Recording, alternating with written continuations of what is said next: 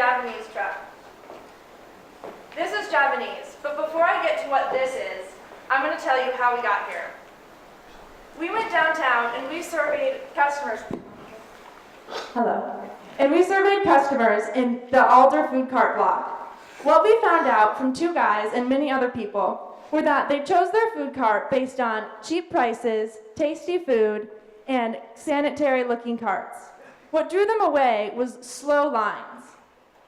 We took that feedback and we made a list of customer demands. Customers want cheaper meals, better service, more diversity, and new life in the food cart industry.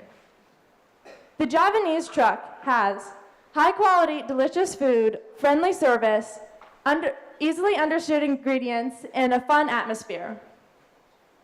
What is in Javanese is rice, chicken, crunchy chow mein noodles, gravy, tomato, celery, pineapple, cheese, more gravy, coconut, and almonds. It sounds strange, but it's the perfect combination of sweet and savory. Now, why would we start a food truck when we could start a restaurant? The reason a food truck we thought would be better for our product is because there's a low entry fee, it's easy to maintain, it's mobile, simple, and far-reaching. We figured we'd be able to get our product out to more people if we had a mobile truck.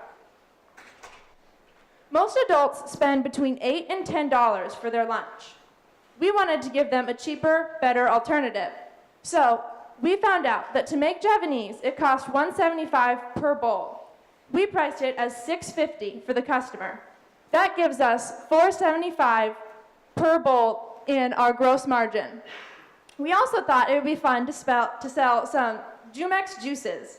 So we thought we'd charge $1.45 for a can of Jumex juice, nectarine, passion fruit, mango, and we'd only have to pay 45 cents. This leaves 73% of our revenue to be used for overhead on utilities, employees' wages, and anything else that pops up. Our competition in the area is 492 other food trucks. That's a lot. But one of the cheapest competitors we have is Whole Bowl, ranging from $5.50 to $60 per bowl. And one of the more expensive competitors would be Native Bowls at $8 a bowl. A food cart costs anywhere from $25,000 to $40,000 for what we need. We want our food cart to be sustainable. We believe that as stewards of this earth, it is our job to take care of the environment. So the Javanese truck is going to do this by having biodegradable containers, composting stations, very little food waste compared to other restaurants, and the Go Box. The Go Box is a program which has reusable containers for customers to bring to the food cart and then go back, eat their meal, and drop it back off at a box to get washed and then reused. Our channels are, of course, the food truck. That's how most people will get our product. We also wanted to try some cross-marketing, specifically with Milk and Cookies, who you heard from earlier. We figured that if we put some of our coupons in their restaurant and they put some of their coupons in our restaurant, we could get customers filtering throughout both locations. In the future, we would like to do a multi-unit expansion plan. This involves taking food carts, sectioning them out into regions, even in different cities, and it will be easy because it's a low upfront investment, meaning it won't cost as much to add more food carts to our business as it does to start our first food cart. We will train the employees in the Javanese ways so that every single food cart is the same, whether you're in Portland or New York City. Why us, you might ask? What makes us different than other food carts that have bowls around Portland? Well, we believe that our food cart is going to be a fun environment. When you leave work for your work break, you're going to leave the seriousness and come down to some fun environment that just creates a community, stress-free and enjoyable.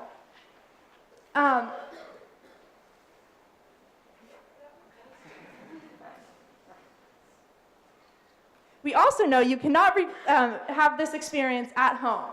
Javanese is all part of the experience. What we learned is that branding is very important. Javanese without branding would just be kind of a strange item, but we make it cool, fun, and hip. We also know that the food truck industry is really tough, but we believe that with our branding and fun product, we can survive.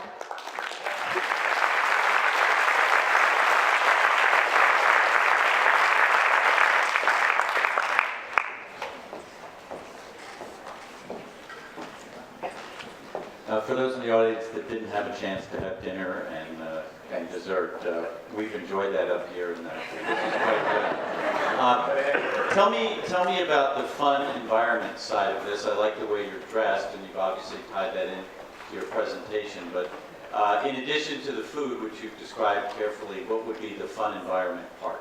Well, as you know, with food carts, there isn't usually a place to sit down or create an environment like the cookies people do. However, when we ride the food carts, a lot of people say that they want space to sit. So we can include a few bar stools and let people sit and relax and enjoy the fun vibes that we would create with the aesthetic and with the friendly service at our food cart. I think you did a good job of talking about what people want and don't want in food carts. Did you do anything to validate an interest in Javanese food in particular? So what we found when we were studying the food cart market in general in Portland is that variety is key. And one, it's just absolutely what people come here for. People come from all around the country to experience unique and interesting foods. Javanese is literally something you have never heard of because we made it up. That's a completely made up. So when you come to us, you come with something new. You're experiencing a whole new entity in and of itself, and that's fun and unique. When we were looking at customer validation, we found that almost every single person we interviewed actually was very adamant about the fact that we had too many Mediterranean food carts. We had too many Asian food carts, and it was, yes, there's a great degree of variety within that section, but they wanted something new, and that's kind of what comes with the charm of Javanese. This is Monica and Meredith. This is going to have to be rebranded as an Iron Chef for startups or something like that. This is really turning out to be a culinary adventure. Thank you. You mentioned a particular focus on sanitation, sustainability, and biodegradable containers. So were the costs of those factored in as you contemplated gross margin, and you said you're going to be selling at $6.50 compared to the average of $8 to $10, still making a healthy profit? All those other ancillary items factored in? Well, yesterday we went down to the cash and carry, which is in the Pearl District, I believe, and we looked at the prices of biodegradable containers, and we found that we could buy around $300 for a flat rate of, I don't have the exact number, I think it was around $40 or so. And so we divided that and added it to the prices of Eagles. Did you guys give any attention to the food allergy and special needs people? I mean, it says gluten, meat, and sugar, and dairy. Yeah, okay, very good question. I was a vegetarian for 6 years, so I definitely exist at this topic of food, of accommodating food needs. And so we will absolutely have a vegetarian option with tofu rather than chicken. We'll have a vegan cheese option. However, for people with gluten-free requests, we will not accommodate them in our first rounds of the food carts. However, hopefully down the road we'll be able to accommodate a wider variety of food restrictions. I agree, the Chinese meals must stay. They're pretty good. It's probably rice-based chow mein noodles. Tell us a little bit about developing the recipe. Well, it is kind of a long story, but it's a recipe actually from my mom, who's over there.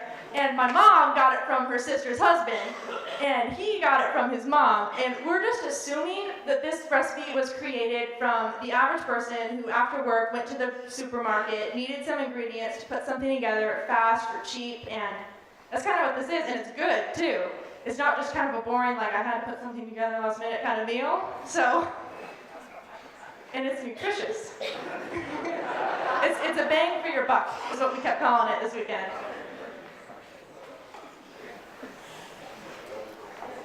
Sounds like we're good. Thank you very much.